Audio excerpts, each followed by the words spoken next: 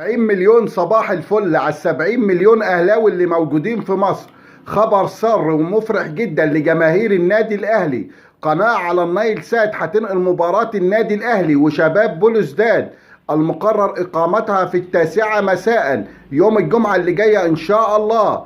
طبعا في قناتين على النايل سات هينقلوا المباراة، قناة مشفرة كلنا عارفينها قناة بي ان سبورت، وقناة مفتوحة لا بتحتاج نت ولا اشتراك ولا اي شيء. ده اللي هستعرضه مع حضراتكم في الفيديو ده. ما تنسوش تشتركوا في قناتي وتفعلوا الجرس عشان يوصلكم مني كل جديد.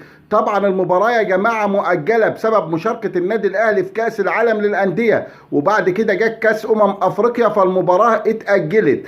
طبعا المباراة الساعة 9 بتوقيت القاهرة. النادي الاهلي بيتصدر المجموعة برصيد 5 نقاط، بعديه على طول يانج افريكانز برصيد 5 نقاط ايضا. اما شباب بلوزداد فعنده 4 نقط، ومديامة عنده 4 نقط. المجموعة مشتعلة. النادي الاهلي لازم ما يخسرش المباراة دي. خسارة النادي الاهلي هتبقى صعبة جدا عليه. اقل حاجة النادي الاهلي يتعادل عشان يحافظ على موقعه في المجموعة. وفرصة النادي الاهلي ان شاء الله كبيرة جدا جدا، ومؤكد باذن الله ان هيعمل مباراة كبيرة، وهنشوفوا الصفقات الجديدة وضعها ايه، ونجوم النادي الاهلي هيعملوا ايه، ومودست موقفه ايه. كلنا شفناه جاب جونين ضد سموحة في المباراة الودية. نيجي بقى للقناة اللي هتنقل على النايل سات المباراة مجاني يوم الجمعة. القناة هي قناة الجزائر الأرض. طبعا القناة عند معظمنا شغالة وبنتابعوا عليها كاس أفريقيا للمنتخبات. اللي مش عنده القناة شغالة يا جماعة ترددها 11680،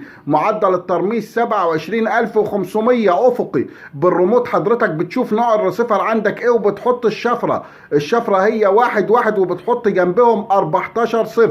زي ما قلت لكم المباراة الساعة 9 بتوقيت القاهرة يوم الجمعة اللي جاية ان شاء الله. ما تنسوش الاشتراك في قناتي وتفعيل الجرس، واي استفسار عن اي شيء عن القنوات الرياضية او الدوريات العالمية او القنوات اللي بتنقل الدوريات العالمية، انا تحت امركم على قناتي على اليوتيوب. اكتبوا لي تحت الفيديو ده وهرد عليكم وهجاوب عليكم. شكرا.